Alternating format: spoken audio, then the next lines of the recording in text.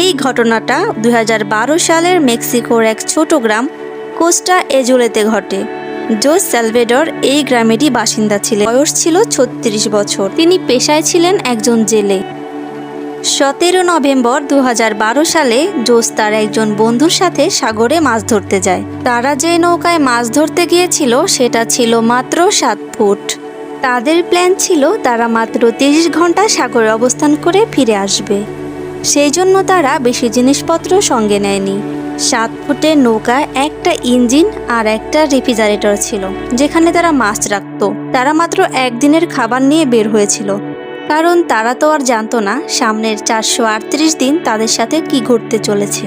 তারা দুইজন মেক্সিকোর সাগর পাড় থেকে 120 কিলোমিটার দূরে তাদের মাছ ধরার জাল পানিতে ফেলতে শুরু করে। তারা দুজন মনোযোগ দিয়ে তাদের কাজ করছিল।